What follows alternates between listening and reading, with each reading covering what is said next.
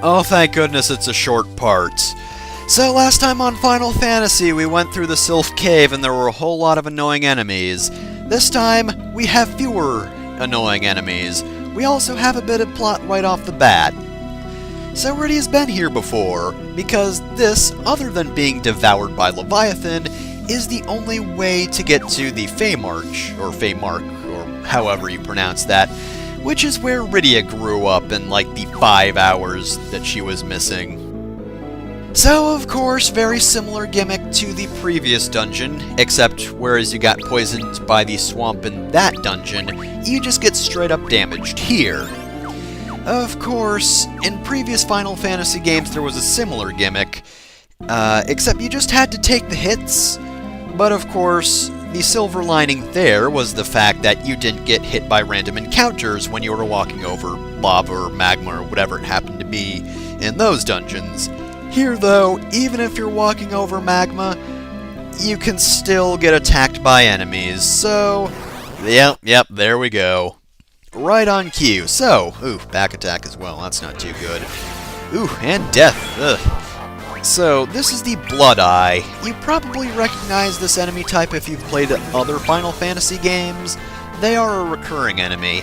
Blood Eyes themselves have a very low 4090 HP, 37 strength, and 70 defense.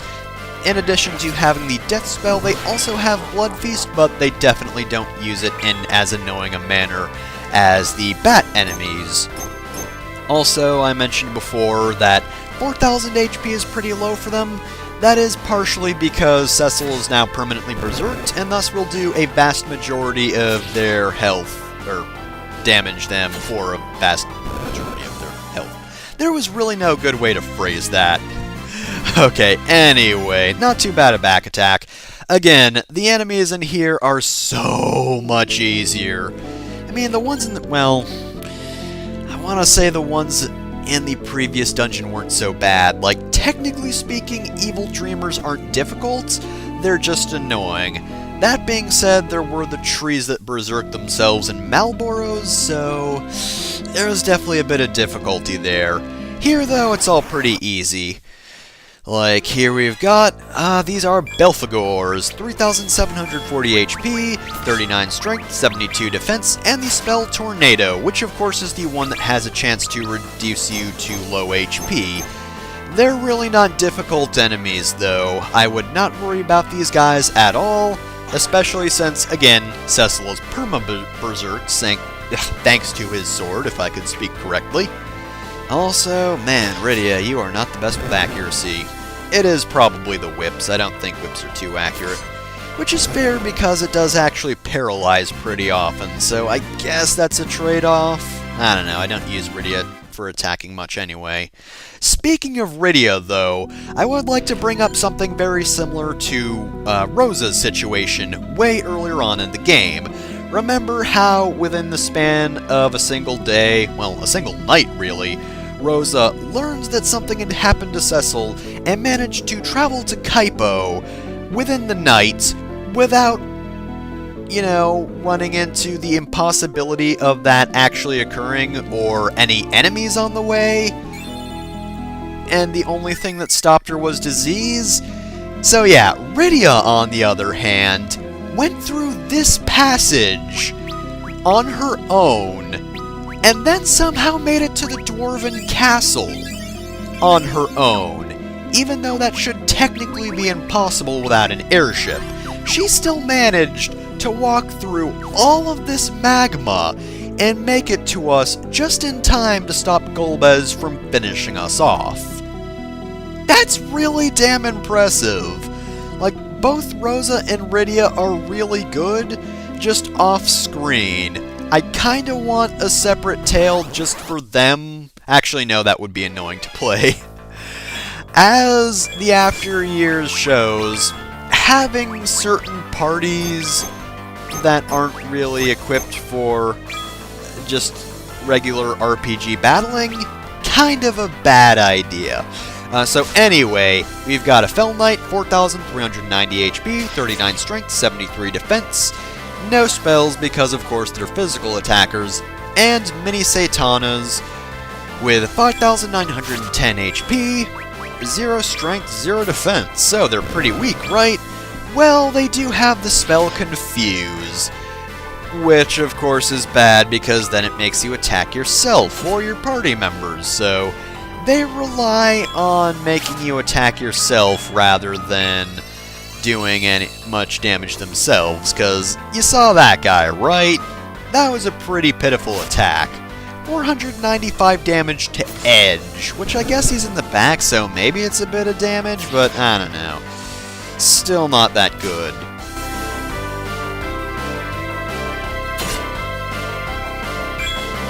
Alternatively, my notes might also be crap, because I did make note that other versions did have actual stats for them, it's just the 3D version didn't.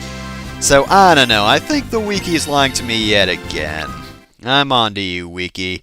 Because I did make note that they had 102 strength? Question mark?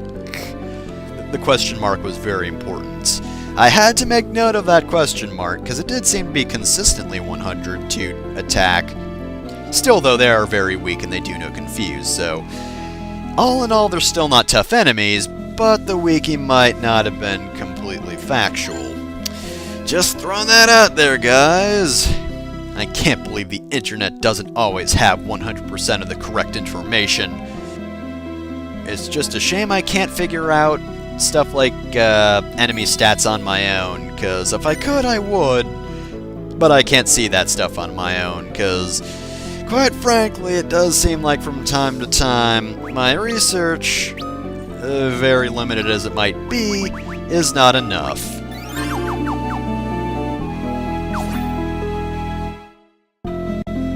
I think we're actually coming up to some of the final floors. I think we're almost done at least. Oh, we've got a Thunder Dragon here. And yes, I'm sure this is a Thunder Dragon, even though it's blue. I know I've had trouble differentiating blue enemies in the past, but I'm pretty sure this is a Thunder Dragon. What with the fact that it used Thunderbolt on me. So, it's actually got 12,920 HP, 40 strength, and 74 defense. So that's actually a pretty good amount of HP, and damn it, I'm saying actually again.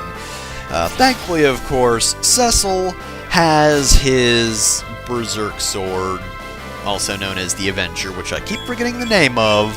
It is just Cecil's very angry sword that makes him constantly peeved all the time. That's the official name. I hope you remember it. There will be a quiz later.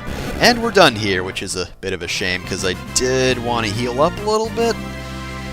Then again, it probably is better that he didn't get another Thunderbolt off, because those party spells can be pretty damaging. Right, so I don't actually remember I keep saying actually.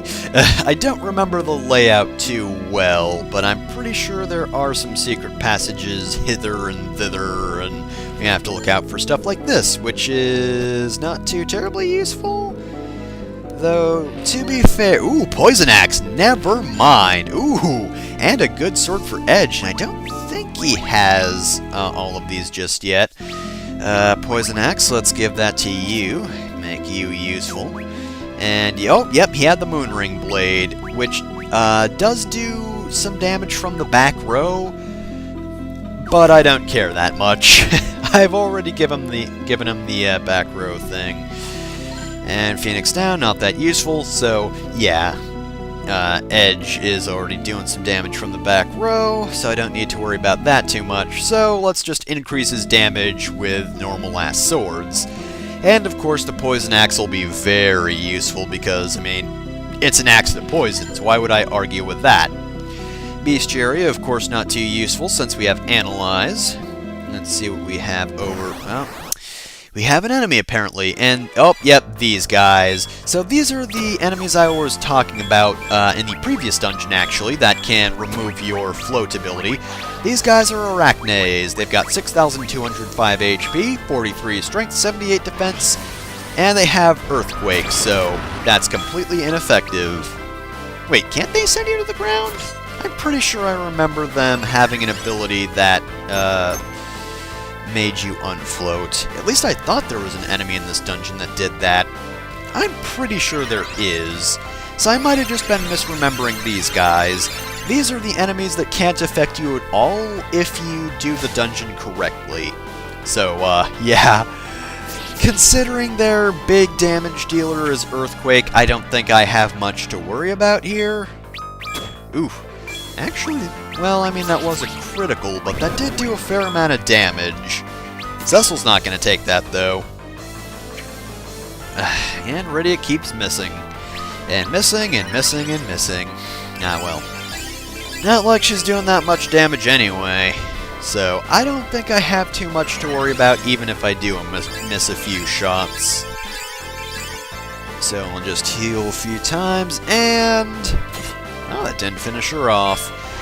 Well, they do have a decent amount of HP. I mean, 6,000's not horrible. And now it is. Because technically you're at 0 HP now, which is pretty awful for you. Ooh, very nice level up for Kane all in all. Might trade a bit of that MP for some more strength gains or something, but not bad, not bad, not bad. Yeah. That's kind of annoying about this particular floor, is that its secret passages do have you skip over important places, but... oh, Defender, huh? Let's see what we got. Ah, this encounter is easy. Just a couple of Fell Knights and a mini Satana. They're also called Imps, I remember that. Which is also another thing I made note of. The wiki also says that the 3D version, or in the 3D version rather, they are called imps, but I know that is false, so I also put a bunch of question marks next to that. Take that, wiki, I've got your number. Okay, but anyway, enough about that. I really should stop going on and on about that. Either way, these are easy enemies, so let's finish them off. No, that didn't finish them quite off. Thought they wouldn't survive this long, but they're going pretty strong. And now they're not. Bye! Oh, Cecil, you and that sword. It's just too bad you're completely uncontrollable, cause that damage is good. It is good, though, to get back to a different sword, because, I mean, if you really want him to be doing that much damage anyway, you could just use the Berserk spell frequently. That's a white magic. And I'm pretty sure by this point Rosa has it, so you can use it if you want.